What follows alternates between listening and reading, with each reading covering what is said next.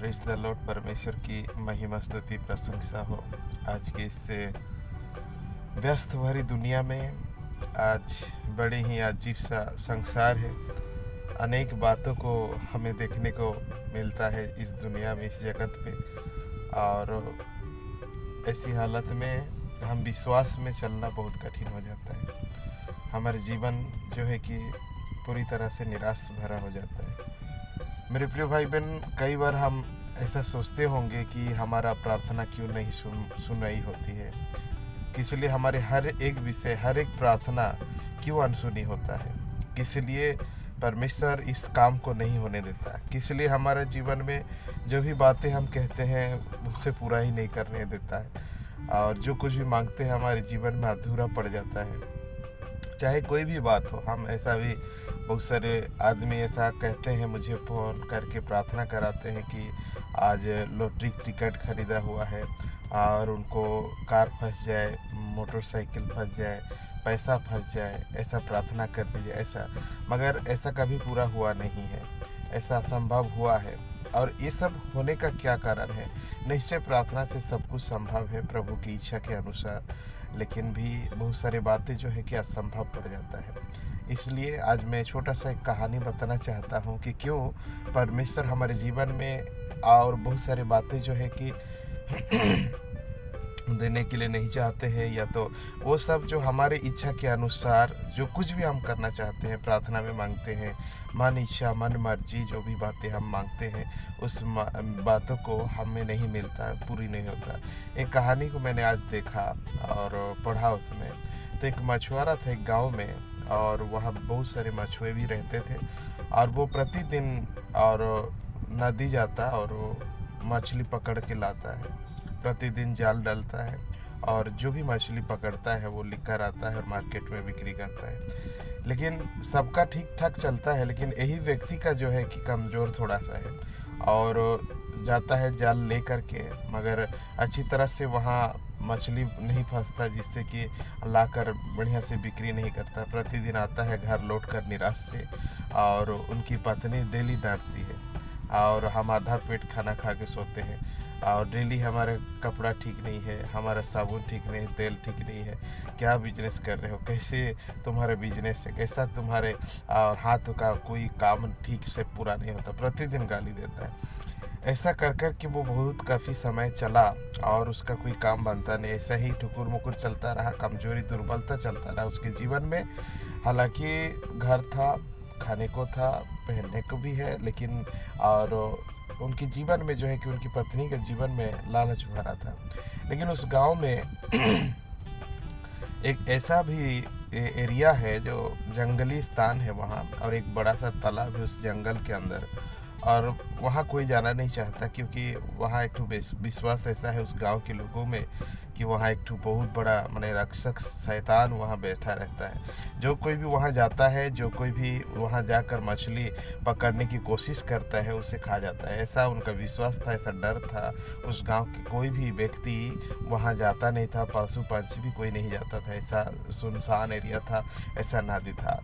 लेकिन उनकी पत्नी का अंदर जो है लालच पैदा हुआ, और उसे जबरन जाने के लिए और गाली देने लगा, कहने लगा तुम्हारे यहाँ कोई मछली फंसता नहीं है, तुम वहाँ और जो सुनसान है जंगल, वहाँ का मछली क्यों ना पकड़ लेते, वहाँ जाते कोई नहीं जाता है, बहुत सारे मछली होंगे और बढ़िया से और पकड़ के लाएंगे और उसे बेचेंगे, कितना बढ़िया होगा। ऐसा करके सलाह दिया, ज़बरदस्त उनको भेजा, और उनकी हस्बैंड जो है कि वहाँ चला गया वो जंगल के अंदर, और जाके मछली लगा मारने के लिए जाल जैसे डालता है, और एक ही फंसता है मछली, और बड़ी निराश होता है। और दोबारा फिर कई बार कोशिश करता है, लेकिन एक भी मछली वहाँ और नहीं फंसता है। कि पेटू मछली फंसता है और लेकर आता है और मार्केट में बैठता है बेचने के लिए।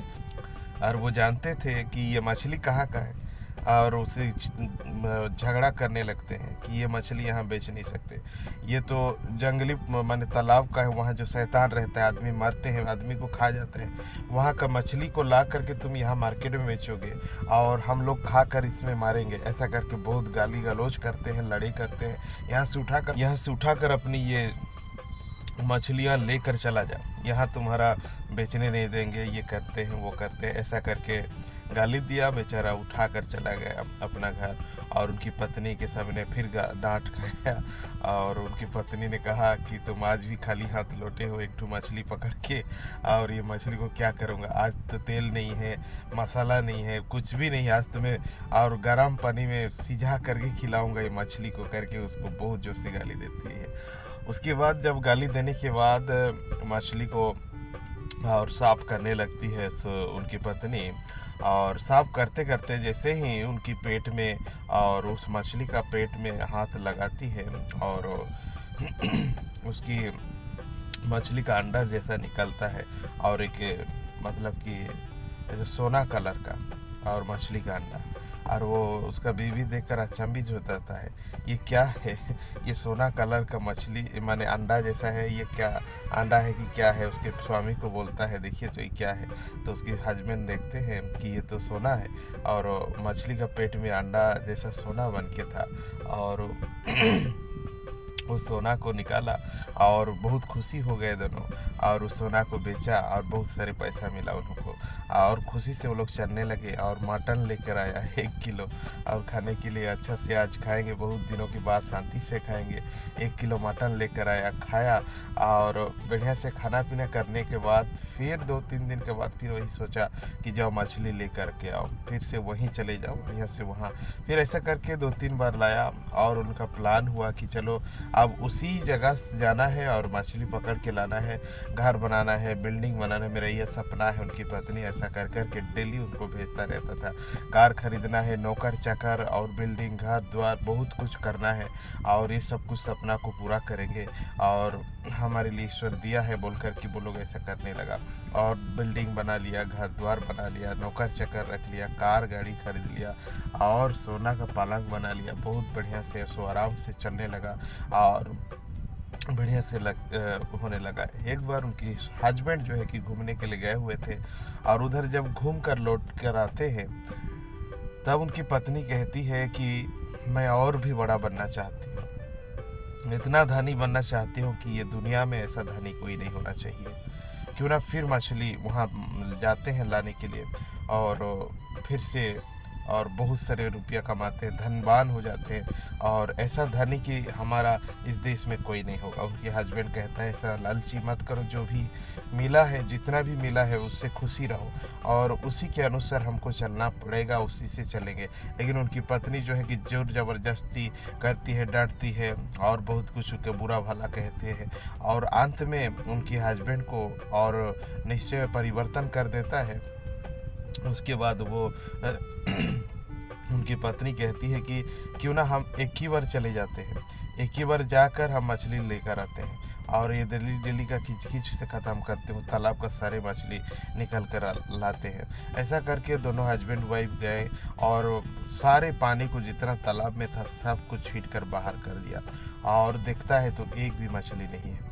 एक भी मछली नहीं होने के बाद वो लोग अंदर घुसे, और जो कीचड़ था वहाँ, और वहाँ फंस गए दोनों, दलदल था, और दोनों धीरे धीरे डूबने लगे, चिल्लाने लगे, हमें कोई बचाइए, हमें कोई बचाइए, छुड़ाइए।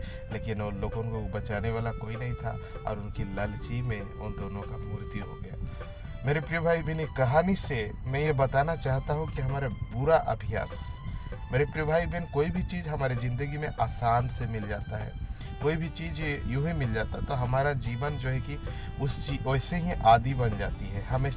हमेशा हम चाहते हैं कि वैसे ही हमारा जीवन रहे, सर्वदा वैसे ही हमें मिलते रहे, सर्वदा हम मनुष्य काम धाम करना छोड़ देगा। लालच जो है कि उनके अंदर भरते जाएगा, और लालची मनुष्य बन जाएगा, इस दोनों हस्बैंड वाइफ की तरह, उनकी पत्नी की तरह। मेरे प्रिय भाई बहन, इसलिए कई बार ऐसा विषय होता है जो परमेश्वर नहीं चाहते कि आप उस तरह की हो, परमेश्वर नहीं चाहते, इसलिए कई प्रार्थना को परमेश्वर कंट्रोल करते हैं, आपकी प्रार्थना को अनसुनी करने का जैसा करते हैं, लेकिन प्रभु के पास सामर्थ्य है उसे देने के लिए। मेरे प्रिय भाई बहन, ये छोटी सी कहानी हमें ये शिक्षा देता है, बाइबल बताता है, इब्रानी, मेरे प्रिय भाई बहन, अगर 13 अध्याय का और 4-5 पद में हम यदि देखेंगे, वहाँ तो लिखा जाता है, जितना है तुम्हारे पास उतने ही संतुष्ट करो, क्योंकि मैं ना तुझे छोड़ूंगा और ना कभी त्यागूंगा, कहकर परमेश्वर कहता है। इसलिए मेरे प्रिय भाई बहन, जो भी है आपके पास, जो भी परमेश्वर दिया है, उसे धन्यवाद के साथ ग्रहण कीजिए, जिससे कि आपको शांति मिलेगा, आप खुशी में रहेंगे। यदि आप दूसरों को देखकर लालच करते रहेंगे, वो मिल जाता है, ऐसा मिल जाता है, उनकी है, ऐसा है, उनका नहीं, इस तरह की अगर हम विचार करते रहे तो मेरे प्रिय भाई बहन, हम लालची में बदल जाएंगे और हम परमेश्वर को ही खो बैठेंगे। इसलिए परमेश्वर कई बातों को करने नहीं देता। इसलिए आज यदि परमेश्वर आपका लॉटरी को कर देगा और आपको 50 लाख रुपए मिल जाता है, मेरे प्रिय भाई बहन, 50 लाख कितने दिन के लिए रहेगा? ज़्यादा से ज़्यादा 1 साल चलेगा, अगर चलाने के लिए जानेंगे। 1 साल के बाद तो फिर तो आपको पैसा की ज़रूरत पड़ेगा। उसके बाद फिर क्या करेंगे? फिर आपका यही प्लान होगा कि आपको फिर कहीं लॉटरी खरीदेंगे, फिर प्रार्थना करने लगेंगे। ऐसा ही आपका जीवन जो है कि लालच में बदल जाता है। इसलिए परमेश्वर चाहते हैं कि प्रभु अपनी इच्छा से आपको और मुझे चलाना चाहते हैं, जिससे कि हमारे जीवन शांति रहेगा, खुशी रहेगा। प्रियो, इस बात को आप ना देखिए कि आपके घर में क्या घटी कमी चल रहा है, कितनी परिस्थिति से होकर गुजर रहा है, लेकिन इस बात को भी आप ध्यान कीजिए, आप कितना खुश भी है मेरे प्रिय भाई बहन। इसलिए परमेश्वर का दिया हुआ हर चीज़ बहुमूल्य है, इसलिए उसे धन्यवाद के साथ ग्रहण कीजिए। जो भी आज खाने के लिए मिला है, जो पहनने के लिए मिला है, जो भी चीज़ आपके पास है, वो परमेश्वर का गिफ्ट है, और उसे और धन्यवाद के साथ परमेश्वर को शुक्रिया धन्यवाद के साथ उसे ग्रहण कीजिए, तो आप जीवन में शांति रहेंगे। नहीं तो उस पति पत्नी के समान एक न एक दिन गड्ढा में गिरना पड़ेगा और नरक दुख भोगना पड़ेगा। प्रभु आपको आशीष करे, मैं विश्वास करता हूँ ये छोटी सी संदेश से आपको बहुत ज्ञान मिला होगा, और निश्चय जो है परमेश्वर उसी में आपको बहुत आशीष करे। आमीन।